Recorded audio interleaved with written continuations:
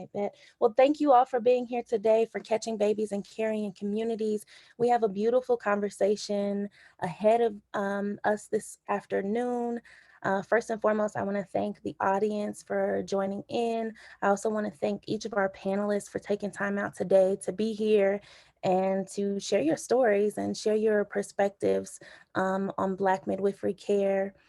My name is Brianna Simmons. I am the Black Women's Health Healing and Joy Coordinator for Soul to Soul Sisters. My pronouns are she, her, and hers. And I am particularly excited about this conversation because as a full spectrum doula, I went into my training under a Black midwife, knowing that eventually I would want to take that journey one day myself and become a midwife.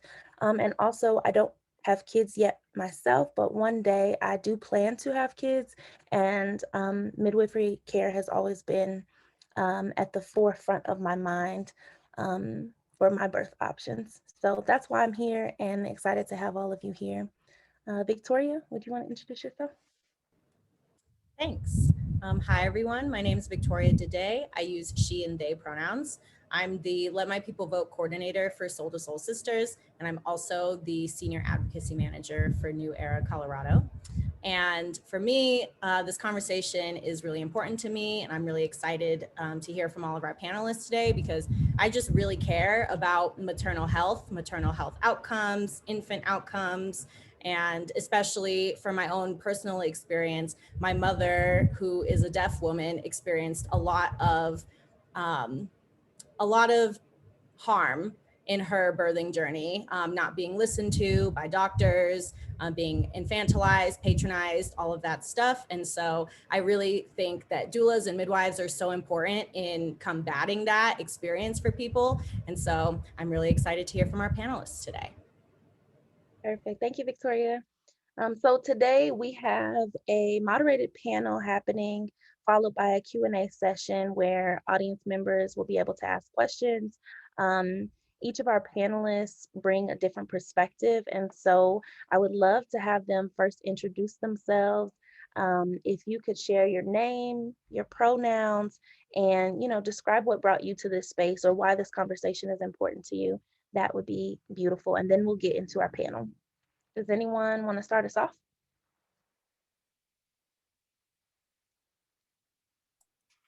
I'll go. Go ahead. Hello and welcome everybody. My name is Demetra Sariki, but most people call me by Mimi, which I do prefer. I am in Colorado Springs, Colorado. I am the owner and operator of a Mother's Choice Midwifery. And I am I am the only Black registered home birth midwife currently in the state of Colorado. And with that being said, the work I do is we provide an open access clinic to families here in the community. So those are our constituents who desire to have a hospital birth but are seeking the care of a midwife. And we also do home births as well. What brings me to the table today for today's conversation is wanting to bring forward awareness for our community, what a midwife is and what type of services that we have to offer, and help dispel some of the myths, because there are a lot of myths that surround midwifery, Black midwives specifically, and focusing in on normalizing Black birth. So I'm happy to be here and excited to proceed with the discussion. What an honor. Thank you, Mimi. Who wants to go next?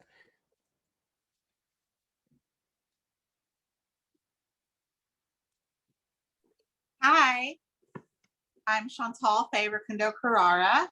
This is my daughter. You want to tell them your name? Ara. And I come to this space. Oh, my pronouns are she, her, hers. I am a birth doula, a trained birth doula. And it's actually my experience volunteering as a birth doula in hospitals that solidified my decision to go to midwifery care. I am a grateful client of Mimi's, days away from giving birth to my second child. So can't wait. Hopefully I'll see you soon. And I'm an advocate for families in Colorado to get the support and all of the supports and the policies in place that they need, because once I learned about the discrepancies we face as Black women, I just knew that this is where I needed to be. So thank you for having me. Thank you, Chantal. So very excited for that second born to come into this world. Congratulations, and thank you for being here. Let's see, we got Trinita and Deja. I'll go. Hi. Oh, go ahead. Oh, Deja. Go ahead, Deja. Go. Okay. Hi, my name's Deja Howard. My pronouns are she, her, hers. And kind of what brings me to this space is just kind of sharing my experience under midwifery care and under Demetra, who's also my mother. So yeah, I'm excited to kind of share my experience and all that I've learned through this process, as well as like learning to be an advocate for other women of color. We're also in this, field of work and then birthing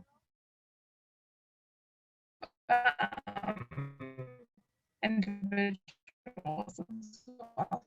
So We lost you a little bit at the end there. I'm so sorry, guys. I'm out in the middle of nowhere. Can you guys hear me okay now? Yeah, much better now. Okay.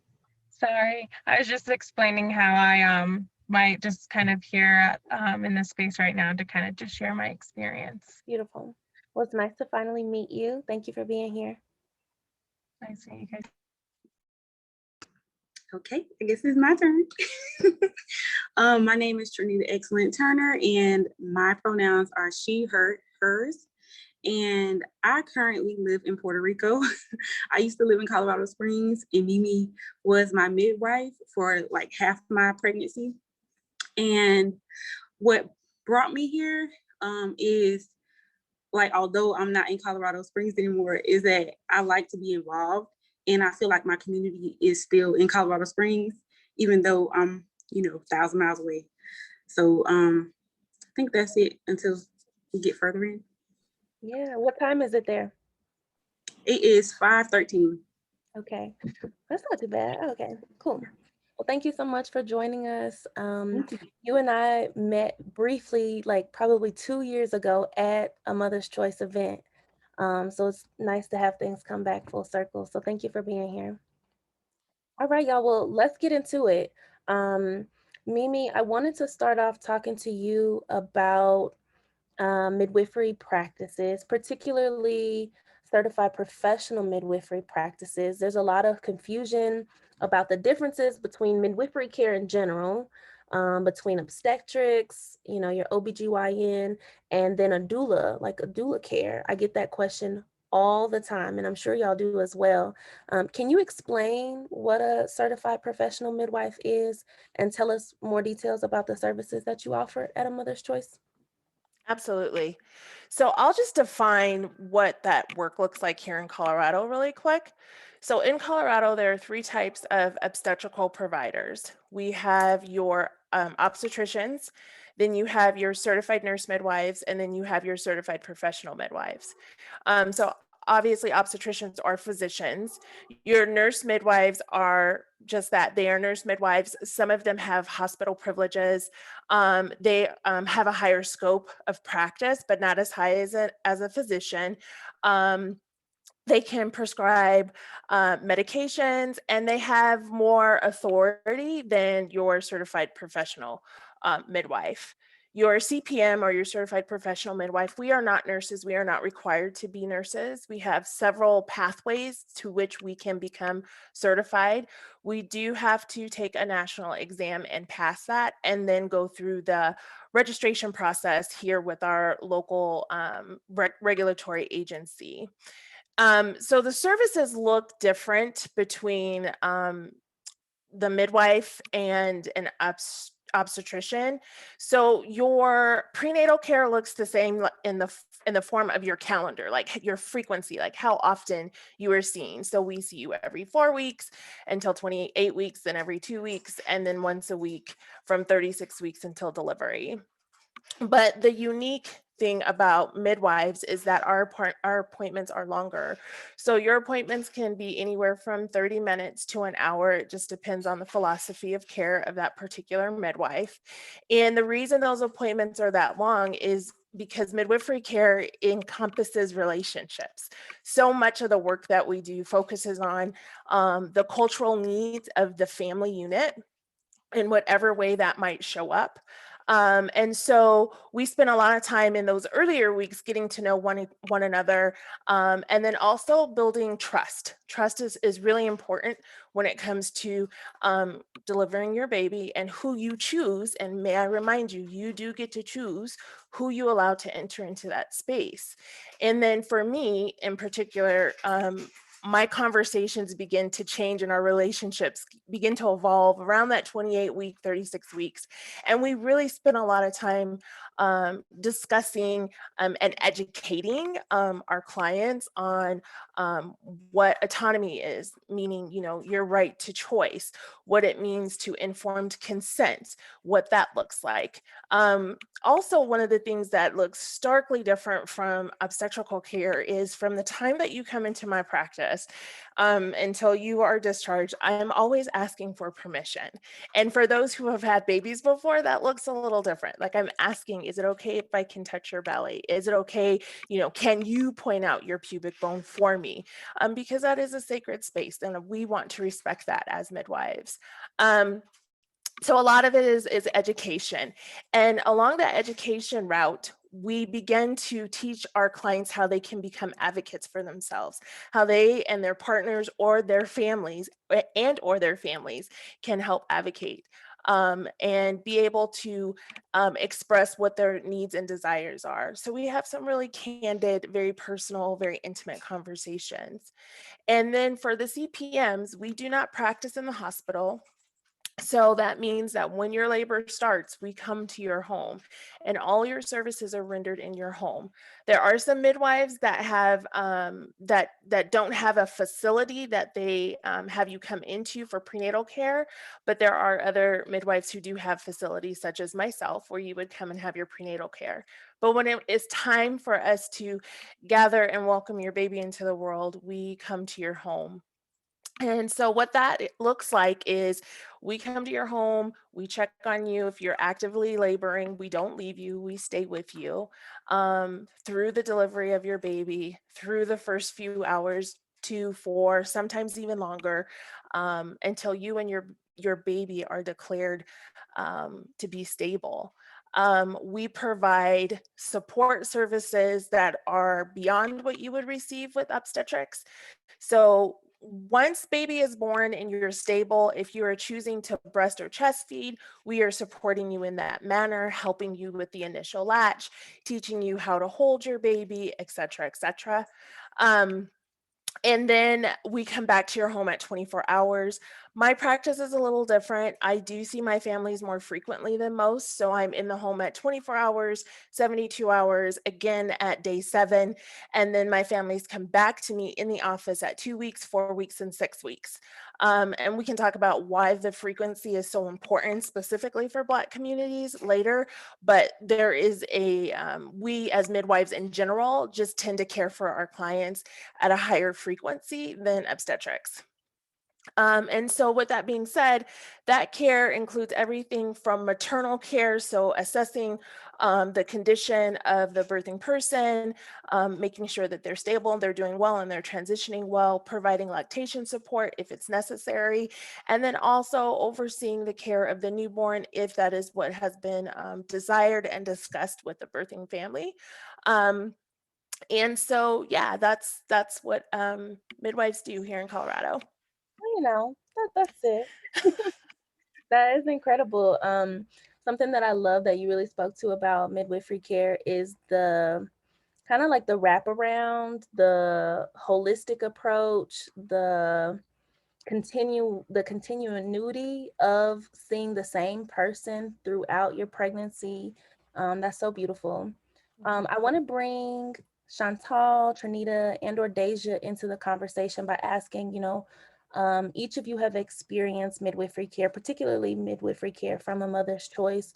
What were the most impactful things that you experienced in midwifery care that made a difference in your birth experience?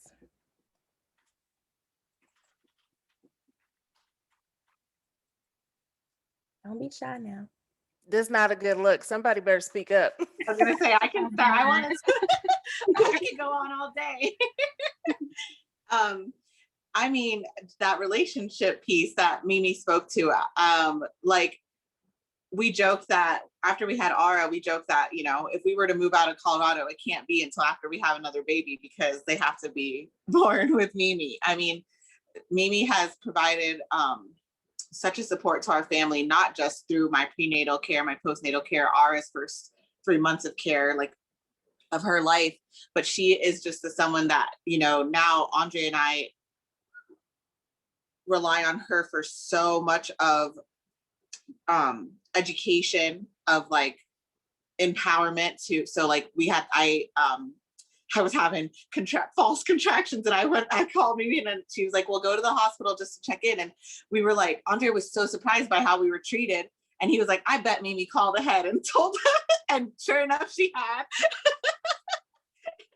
And just, you know, so what drew me to it was that continuity of care. Like I knew from my friends' experiences and then just being in the hospital a little bit as a volunteer that you could see a different doctor every time you go in for an appointment with an OB. You could be seeing different doctors, different nurses. Every time that we have an appointment with Mimi, we are seeing Mimi and Stephanie, you know, when she's available. So we have not only a relationship with Mimi, but also with her team. That was very important to me. And then her, like, just empowering me, like she said, hey, is it okay if I touch your belly? Like those are things that you don't get even at a regular doctor visit, save for when you're in your most vulnerable state as a pregnant person. Like, you know, I appreciate that so much. And then just the open, like with a doctor, you know, you might have a question out after hours and you have to call and you get the runaround. With Mimi's aftercare line, you know, I know that she's available to me. If it's not her, it's going to be Stephanie. And that is just the type of like it just gives me such an assurance that you just don't get in regular care. And when I transferred care from an OB to Mimi with my first pregnancy, the shift in their attitude towards me was just, it was instant. It was like, oh, like you guys are like, you're leaving us, like, you know, and you get that when you even tell people that you are having a home birth or that you're using midwifery care. There's kind of like a sense of arrogance, like how, like, who do you think you are? And that just shows that the medical community, there's such a disconnect between the type of holistic care that you get when you're working with a midwife versus when you're in a more traditional space and a hospital. And yeah, so those are some of the reasons. I mean, and she's like, she is the only Mimi, like that is it. Like I couldn't ask for better. When we found her, it was like, I felt so grateful to be connected to the doula community, because that kind of gave us access to like knowing that there were other ways, other resources we could use. And so when we found Mimi, I just felt like this was all in alignment. We had just moved to Colorado. We didn't have that community yet. So even with postpartum, like being a part of Mimi's community baby shower every year, that just gave Andre and I more of a sense of community and relationship building. So yeah. I could go on, as I said. Of course, I'm sure we all could. Thank you so much. I want to say something real quick before you hop in, Trinita. I want to, for those who are tuning in or will tune in, I want to be clear that this conversation is in no way to bash obstetrical care. We're here to uplift the exciting things that are happening in the legislature right now with the birth equity bill package. There are absolutely times when obstetrical care is most appropriate. And right now, I think that we are in a moment where we are realigning ourselves to match families with the appropriate level of care. And should you have the opportunity to experience a midwife, should you need an obstetrical provider, should you have the opportunity to have a doula and just have everyone working with you, is what we're really speaking to in this conversation. So Trinita, do you want to hop in? Yes. Trinita can speak to all that. Hey, that's why when she asked, I was like, I can't say one thing. Like, what do you mean one thing? Like, it's a whole, like, oh my gosh.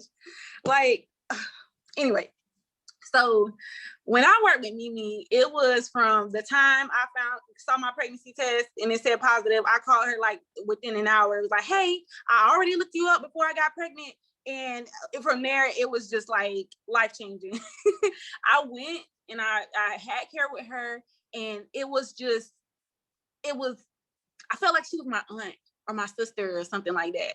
And I was excited every time I had an appointment. And at the beginning, you only have one appointment a month. And I was just like, I can't wait to go back and see her and Stephanie. And it was just like homey and like just family oriented. That's what it felt like. So I think it was 26 weeks. I had to transfer and I bawled. I had to transfer to an OB. And like Chantal said, like, I think that me having gone to the hospital a few times, I think that they knew I was having a home birth and they just kind of like didn't want me to have a home birth. They were like, no, she's not having a home birth. We're going to, so I ended up being risked out, and the care was extremely different. Like, it's almost like when you, I'm gonna give you all this example. When you have a realtor in one city and they're bomb, and you go to another city and you like, but you're not, it was almost like that. Like, and that's the way I can describe it. It was like, well, what happened? I thought this was a standard. It's not the standard. Like, it's the midwifery standard, but it's not the overall, obstetrical care standard. So it was like, every time I made a decision for myself, it was always, well, can you do this? Or can you do that? Or can we just try this? And I'm like, I already made my decision. And it was decisions that I had made with Mimi. She had gave me the information. She told me to look up stuff myself and research, and I did. So when I transferred, it was like, okay, can y'all just leave me alone and let me make decisions for myself? And I still had to stand my ground. And I did. But having felt that, I think that's what really pushed me in the back of my mind to make the decision to want to become a midwife myself. Like, because I experienced just what majority of Black women experience in America, all over the world, when it comes to obstetrical care. And I was like, I need to be the difference in order to, help women realize that they can have the birth that they want, and they don't have to do, things that they don't want to do just because somebody said do it. Like, learn things, do your own research, ask questions. It's okay to go against the grain. So, but Mimi, oh my gosh, like, I've been thinking about, like, man, when I get pregnant, I'm all the way over here. You gonna come over here and help me birth my baby? Like, you gonna come over here, free vacation? Yes. Yes, the relationship building part of it is so, so important. And I think something that both you and Chantal spoke to is like the lack of integration between midwives and OBs. And that is something that the Birth Equity Bill package is aiming to address more outright, so that we can better integrate care between the two, so that families, pregnant people and their families, are more supported. Deja, did you want to add anything? You have a unique perspective of Mimi being your mom as well. Tell us what that was like. You guys hear me okay? Yep, we can hear you. Okay. Yeah, so obviously my situation was super unique, but I think I was like really lucky because I've always like seen the work that she's done, and the amount of like heart that goes into it with, everything that she does, like everything she does, she puts everything into it. And so, but then also hearing other people's experiences by the few individuals that I have gotten to like communicate with and things like that.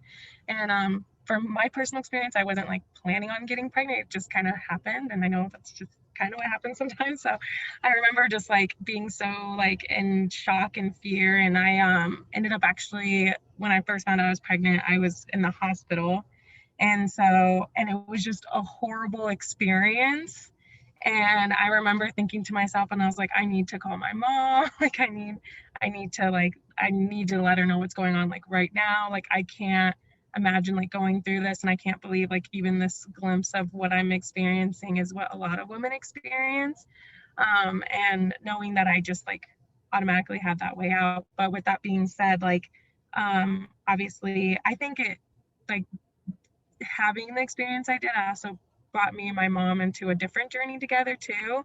And so even though it was like my birthing experience and my pregnancy and stuff too, it was just like really beautiful and intimate too, because I had to like think about like how that was for her, like an experience for her as well, becoming a grandma and things like that, and just like making sure like she's being respected too and her wishes are being met too. So it was kind of like really cool how like that teamwork kind of came into play, and that like relationship developed for us, because now she's in a different season and I'm obviously in a different season in life.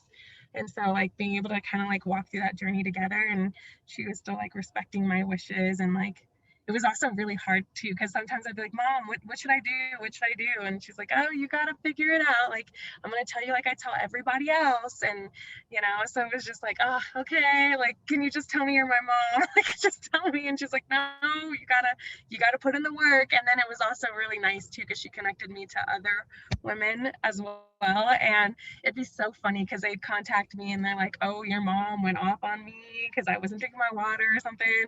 And I was like, oh, the way she talked to you is the same way she talks to me. So I was like, so I can tell that I'm not alone here. Because at first I was like, man, I'm sorry I forgot my water. Hold on. But so it's just like, it's nice to know like that's genuinely like just how she is. Like she really cares for her clients, and we're all treated the same, even though I am her daughter. It was still like really nice for her to still like keep that autonomy open, and as well as like that educational experience of like, hey, like you're transitioning to motherhood, and you can make these decisions. This isn't for me to make. And so it was like really empowering to have that too. Yeah, that's beautiful. Something that I heard that I just want to acknowledge is,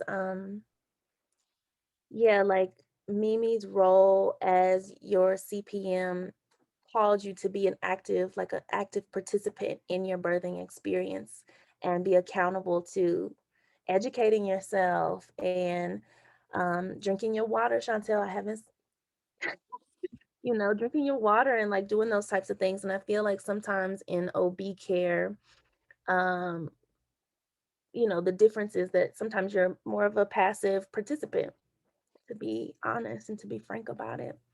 Brianna, can I speak to something that I also don't think gets addressed a lot too? And that in my experience was so empowering for our family, was the fact that Mimi not only built that relationship with me, but with my partner. And in my case, the father. I think a lot of times fathers become this like passive participant in the process. They're not brought in, they're not like talked to, like when if this year they haven't even been allowed in the room due to COVID, which is, unfortunate. But Mimi made sure that Andre was just as on board with everything that we were discussing, getting his opinion, having him sell me out when I wasn't drinking enough water. and then in the birth itself, at my home birth, just really bringing him into the space and making sure he was comfortable and cared for in the same way that I was. And that's something that I was so grateful that he got to experience, and that he's so grateful for. They gang up on me now. And it's just like, I wish that I gave a presentation about my experience to my class, and all the men in the room said, wow, like I did not get that type of like experience when my wife was going through her pregnancy, or, her prenatal care or the birth. Like I was just on the sidelines, and Andre was nowhere near the sidelines. So I think that's an aspect that we don't touch on. Like we want to bring the partners into the space too. Can I touch on that, Brianna, really quick? So in my lived experience of having a husband like in the corner and it being totally ignored, it's always been a passion of mine that dads are brought into the room. Even when we first meet a family, dads are usually really quiet, or partners are usually really quiet. And Chantal, they'll all tell you, I call it the shade room. Welcome to the shade room. There are no secrets here. This is where everything gets laid out and we work it out.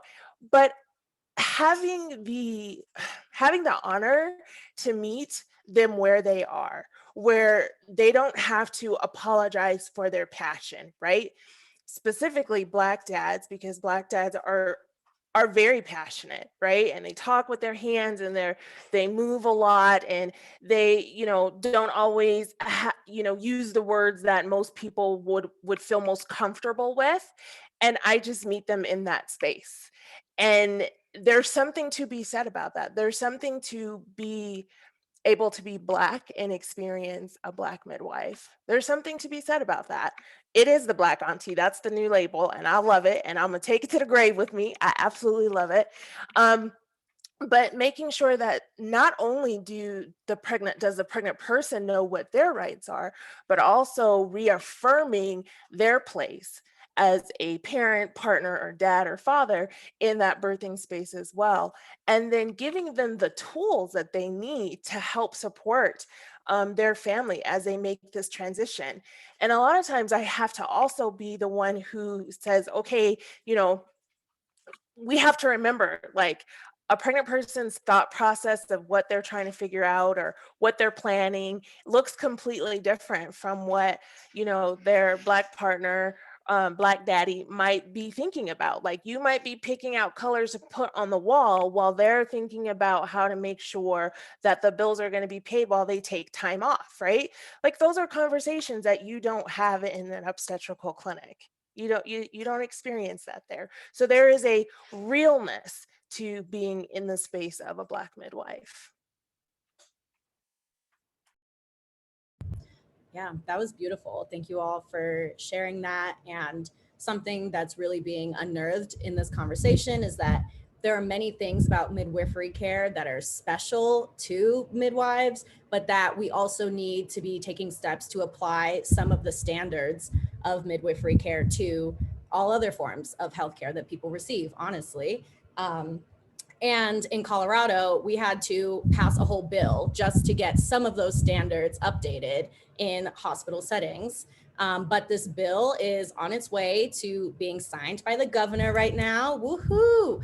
And it's Senate Bill 193, which is called the Protection of Pregnant People in the Perinatal Period. And so this bill really provides some necessary updates to our healthcare system, and especially for the perinatal period, it looks at pre-birth, postpartum, like all of it, instead of just focusing on like a small number of weeks, when really it's clear that people need care for more than just the time that they are pregnant.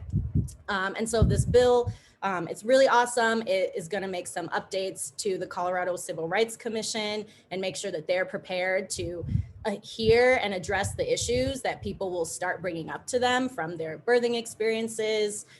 It's going to create some much needed updates for pregnant people that are incarcerated, and really bring the treatment of incarcerated pregnant people up to speed with how we treat other people that aren't incarcerated but are also pregnant and need that type of care. And it's just going to provide some more requirements as well for health facilities to update their stuff with, because as we've heard, midwives are kind of like the best. And so how do we get hospitals also on board on the same level as midwives are? So shout out to our partners at Elephant Circle and all of the bill sponsors and all of their hard work in getting that piece of legislation passed. And it's a good first step, but it is a first step, and there's still much more work that needs to be done. And so to lead us into our last question before we get into some Q&A from attendees, the effects of the pandemic and just being Black in America, being a Black woman in America, a Black birthing person, we experience a lot of hardship, like the hardest. And so I want to hear from you all what tangible material solutions you would like to see from Colorado state leadership.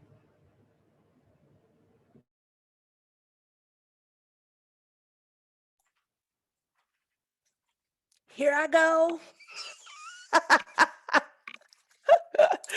um, I just want to take a minute just to really, can we just really just celebrate the monumental bills that are being passed? Because I don't think a lot of people will really, really recognize, like, for the state of Colorado, this is like groundbreaking. Like, this is big. This is so big. So I get a little shook when I even think about it. So thankful for Elephant Circle and their leadership, and every other organization that fell into line and was ready to rock with us on that. But so for me personally, as a provider, I think it's important to bring restorative justice into that perinatal piece. Part of that is through our equity bill. And that's at a broader, at a state level. But I also am looking through the lens of community, right? And coming down to the community level, because I'm a community midwife.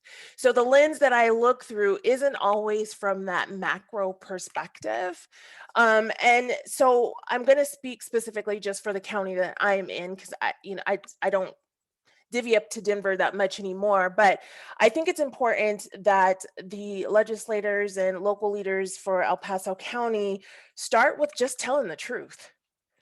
I was shook when March of Dimes downgraded El Paso County's birth status last year, and it was like under the radar. And then COVID happened. So again, nobody's talking about it. And then prior to that, working with Elephant Circle again to bring these conversations to the forefront with the health department was even more disturbing, because that community, the health department, the nurses that work within the health department, those leaders couldn't even say racism. Like, you can't begin to do the work if you can't even call out the basis of why Black babies die at a higher rate in this state or this county. And they couldn't do that. So step one is, can we start by just telling the truth? Can we actually look at perinatal outcomes for Black and Brown communities and just tell the truth for once, right? And then the next would be integration, which we talked about a little bit. Brianna brought that up. Integration from a community perspective is starting to look a little different for me, just because of how I practice and some of the systems that I'm working with, to ensure that we are having better outcomes as far as when we are working with institutions. But I want to see that go beyond just the hospital. I want to see this look and work better for even when I'm working with the community health centers, right? Like, I get transfers for them all the time, but sometimes I have to transfer folks back out. And that is just a crappy, crappy situation when that happens. So I would like to see that integration just not be at the hospital level, but also with your community health centers, because I primarily serve the underserved communities, those who are on Medicaid. So that's really important to me. And it would be extremely nice if I could get compensated by Medicaid. I'm just going to throw that out there. Medicaid does not cover my services. I think it is a slap in my face that I cannot be compensated. I think it's important for local community leaders and legislators to recognize, if you can at any point say that midwives bring a great service to the community, but then inhibit them from being compensated through a healthcare insurance, particularly state funded insurance, what are you really saying? Well, what are you removing obstacles? Are you removing access? Are you helping to improve access? No, you're not. These families are paying out of pocket for those services, and that is not okay. Midwifery has not historically, but in the recent history, has been a service that has only been offered to the upper echelon. And here I am to say that no, communities that are that don't have access or the financial means are also deserving of that, obviously, for birth outcomes. So if those are just some of the things that I think that need to be discussed, but compensation being a big one. And then also recognizing that practitioners, those who work at the community health centers and departments, they need to have an ongoing education around race and bias, and how to incorporate culturally congruent care. That does not happen. I know that for a fact. That does not happen. And if you can't say racism is a cause for maternal and infant death, then how can you say you want to make improvements? So that's my 2 cents. Well, there you go. A word. Thank you. Chantal, Trinita, Deja, as moms, doulas, do you have anything to add? Student midwives?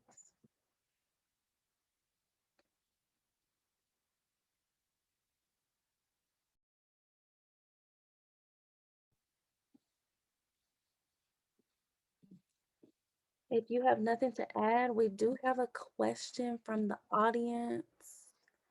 I think this is directed to you, Mimi. It says, fellow CPM here. I am wondering what an open access clinic model looks like in your practice. I have also thought of this, but I only have one hospital that would collaborate in this capacity. Do you work with multiple provider relationships to make it make it work? So, depending on where you are, you really need to know your landscape and what's going to work good for your particular community. And open access can look different depending on where you are. So, for example, my open access does not mirror Jenny Joseph's, the JJ way, but it has some similarities. So the way that operates is folks come to me for their prenatal care, standard prenatal care. I use my current state regulations to screen them in or to risk them out of care. So just because they're doing prenatal open access isn't a ticket to me not following regulations. Absolutely not. So I'm still under my regulations. And if any of those any issues should pop up, they are risked out and I refer them to an OB. So as long as they remain low risk, all is good. We still create a plan. So just an insert, whether you're home birth or your prenatal open access, you have to complete a birth plan for me. If you've never had a home birth, regardless what number baby it is for you, you have to complete a birth plan. You also have to register with your hospital of choice, regardless if you're hospital or home birth. Super important. And so for those prenatal open access, they still receive the same kind of instruction. So they still get birth prep classes from me. Those classes are geared more towards the hospital. So the conversation and language that I provide them is a little different. And then what's really important about my particular prenatal open access clinic is we don't do induction. And that's really, really, really important. Because we are following a holistic modality of care here. So there's no induction. The hospital doesn't unless there's something going on, I can't say, hey, I'm sending this person in to you. There's one particular hospital here in my county. There's three hospitals, but there's one in particular that I utilize specifically for a prenatal open access.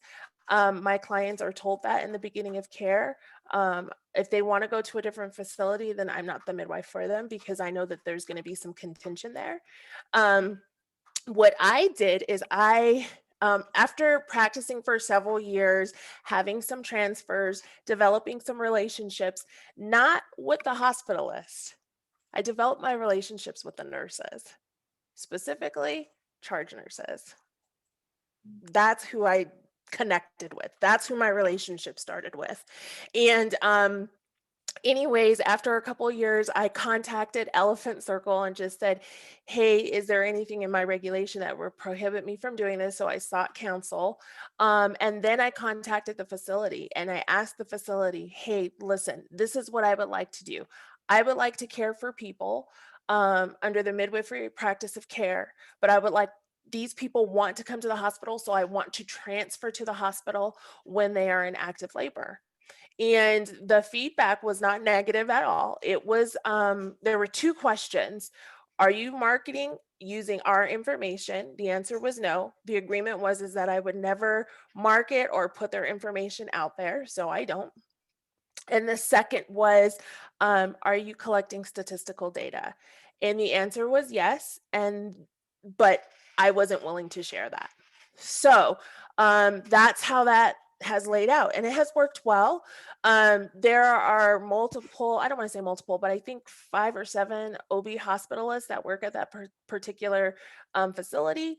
And for the most part, 90% of the transfers are of no issue whatsoever. So once those clients deliver, they are then discharged back to me. And I put the families on the same postpartum schedule as those who were, if you had a home birth. So I don't deviate from that schedule. Pre-COVID, I actually went into the hospital and did the first visit, then visited them when they got home, and then at 7 weeks, 2 weeks, 4 weeks, and 6 weeks. With COVID, I'm not going into the hospital right now. So I'm doing their visits at home, their first visits at home. But develop relationships with the people that are going to make a difference. And usually those are the nurses. Like, you need the nurses to be able to trust you. You need the nurses to know that you are going to be operating within your scope of practice, that you're never walking the line. And those will be the individuals that support you as you begin to develop your conversations with the hospitalist, the OBED director, or the lead hospitalist, OB hospitalist. Thank you for answering that. We are going to ask one final question before we wrap up. In thinking about bringing us together and in our pre-session conversation, it's clear that we can be here all night, many times, to discuss midwifery care and all of the things a part of it. And I think in closing our conversation, I want to center on how community can better care for you all and those that you represent. So, mothering, in all its forms, is truly a revolutionary act. It requires a level of care that is quite demanding. And while self-care, the notion of self-care is really valued and really talked about a lot now, community care is really priceless. Um, how can the Colorado community better care for Black mamas from your perspectives?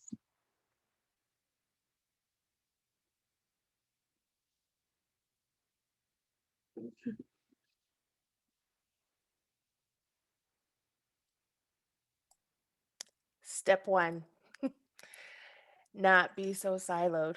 Like, there are so many services in Denver and Aurora that El Paso County and Pueblo County does not have access to.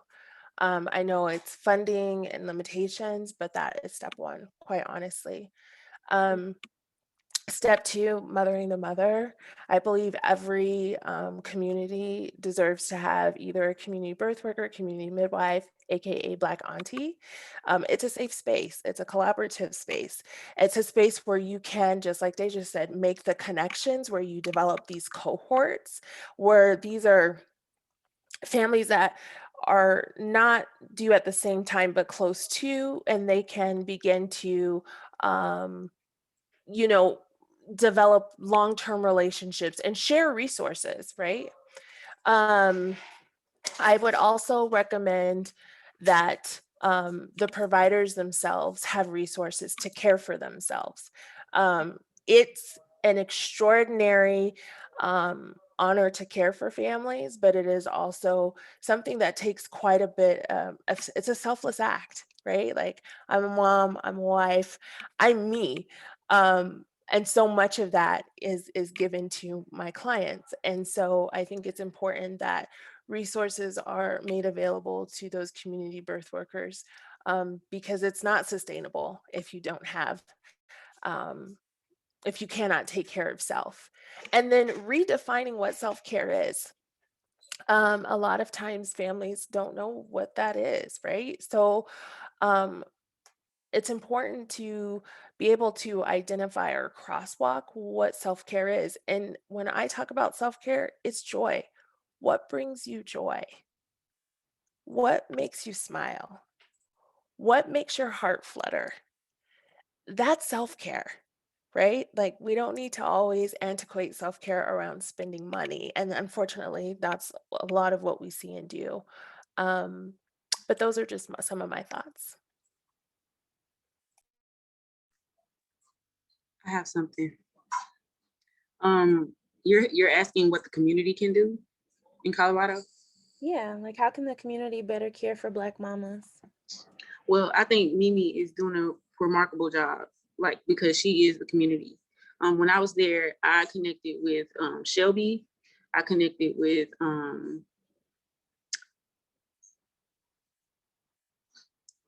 Mom Brain.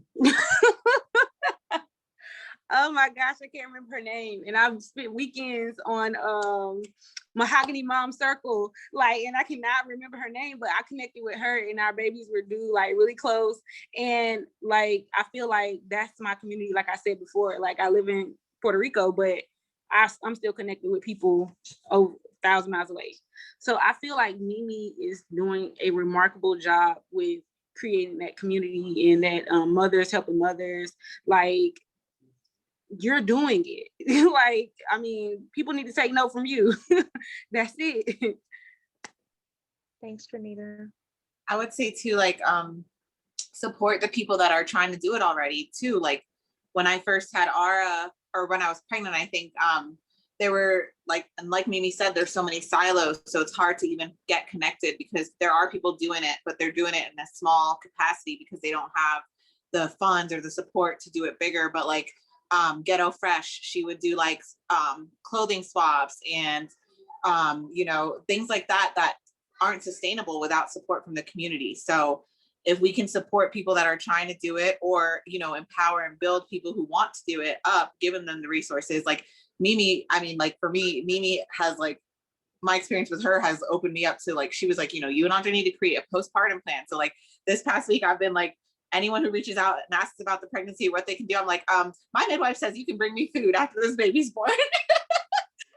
Like, so, but I wouldn't have felt comfortable to do that before. But, if we are connecting moms, like, especially like, moms who are new to the community at the time, I was new to Colorado when I got pregnant. So like, if we're connecting moms to the people that are doing it by actively seeking out the people that are doing it and finding ways to support them, we're going to build those bigger community supports. Yes, thank you. Shout out to Sacred Seeds. You mentioned that Mahogany Mother Circle, Trinita, and then shout out to Ghetto Fresh with Karan Porter.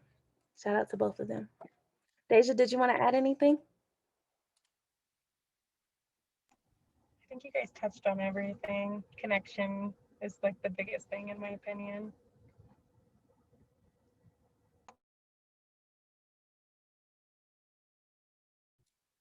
Beautiful. Well, I think Victoria's going to wrap us up. Thank y'all so much for being here. We appreciate you and hope to see you again. Awesome. Yeah. Thank you so much for this really full, soulful, just beautiful conversation. And before we let everybody go, we just wanted to name some ways that you can take action and you can provide support to the people on this call and to your community. So quickly, just giving you some more updates on the birth equity bill package. So we've been talking about that throughout this webinar, and this is a set of 3 bills that was introduced in Colorado, and they are really comprehensive. They're aimed at updating the human rights protections for people, making data and healthcare systems more equitable, and providing some like updated guidance for maternal health providers as well. And so we have a bill that protects access to midwives that has been signed by the governor.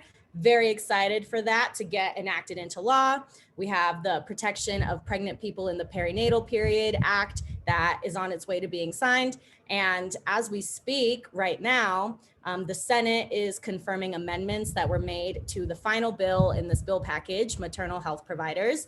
And so after that step, then the bill gets sent to the governor's office. So we're so close to passing this package.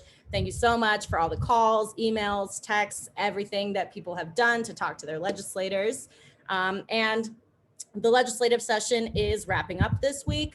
So if you want to stay involved, you can engage with us on social media at Soul to Soul Sisters, also at Let Make People Vote, and also at Sacred Seeds. And so Bree just sent those ats in the chat. You can also donate to Soul Sisters, so that way we can continue doing this work, continue supporting our community and hosting more conversations like this. You can also call your Colorado representatives if you want to demand that they vote yes on the very last bill that is being talked about right now, and that is SB 194. At the federal level, we have a similar bill package that is being talked about right now called the Maternal Momnibus bill package. So you can call your congressperson and your senator and demand that they vote yes on that. So that way we can ensure that these protections go beyond Colorado. And just stay involved, reach out. You have our social media. If you have any questions, we're always here. We're down to get you connected. And we got to stay vigilant in making sure that we can get our communities protected and thriving. Anything else anyone wants to add before we say farewell?